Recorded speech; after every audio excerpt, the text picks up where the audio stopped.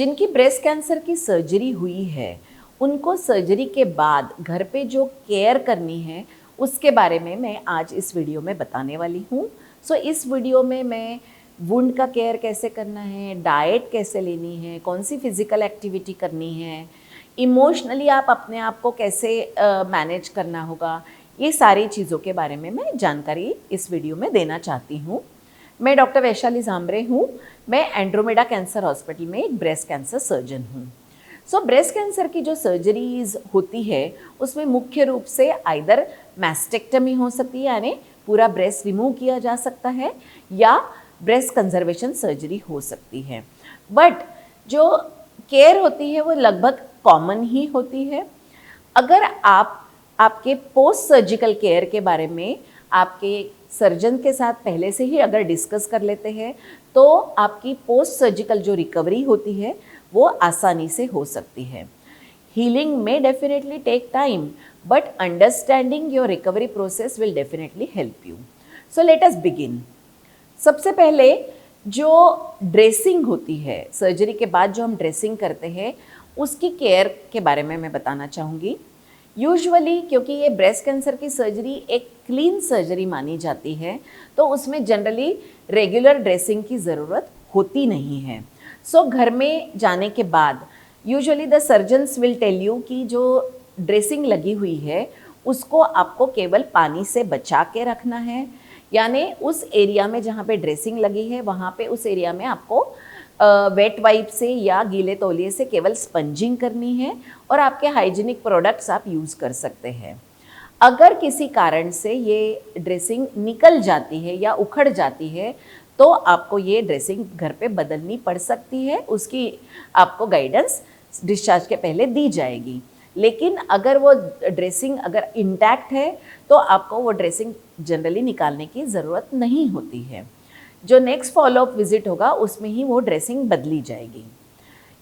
Mostly patients को एक drain लगाया जाता है, उसकी केयर कैसी करनी, उसको कब खाली करना है, उसको खाली करते समय क्या प्रिकॉशंस लेने हैं, हैंड्स हाइजीन कैसे करनी है, ये सारी जानकारी आपको डिस्चार्ज के पहले हमेशा दी जाती है।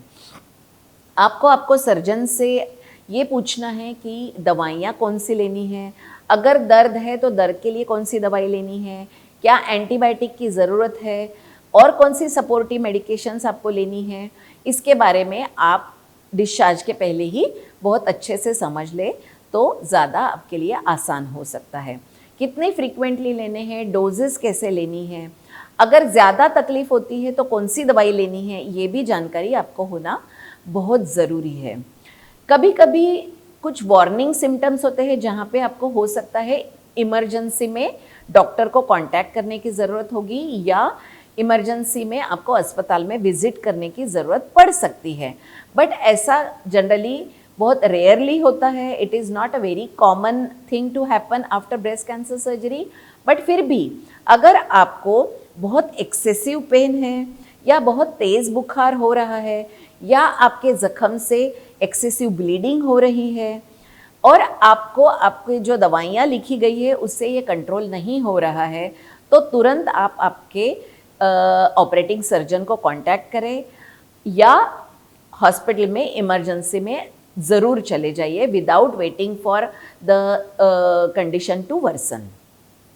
कभी कभी रिकवरी के दौरान आपके मूड्स कभी कभी बहुत डिस्टर्ब हो सकते हैं, कभी कभी आपको इमोशनली ये जर्नी बहुत ओवरवेलमिंग हो सकती है। लेकिन ऐसे में आपके फैमिली मेम्बर्स के साथ, आपके फ्रेंड्स के साथ या जिनकी ये सर्जरी हो चुकी है ऐसे पेशेंट्स के साथ आप आपके प्रॉब्लम्स ज़रूर डिस्कस करिए।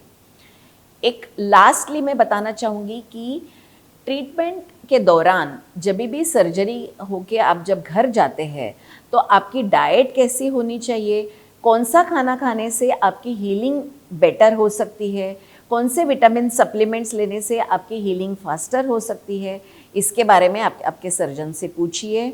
आपके शोल्डर मूवमेंट्स, आपकी कौन सी एक्टिविटी करनी है, कौन सी अवॉइड करनी है, आपके जो साइड में सर्जरी हुई है उस आर्म के लिए क्या रेस्ट्रिक्शंस है, ये सारी जानकारी आप आपके सर्जन से ज़रूर पूछिए। सर्जरी के बाद फर्स्ट फॉलोअप विजिट में आपको कब आना है उसके बारे में आपको क्लियर अंडरस्टैंडिंग होना बहुत ज़रूरी है।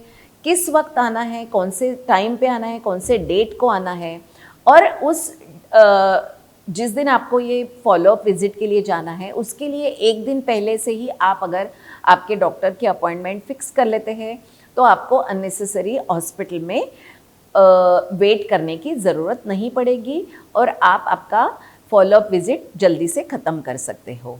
सो इस पूरी प्रिपेयर्डनेस के साथ अगर आप ब्रेस्ट सर्जरी के बाद डिस्चार्ज होते हो तो आपकी ये जो सर्जिकल रिकवरी है ये फास्ट हो सकती है और कंफर्टेबल हो सकती है। Thank you.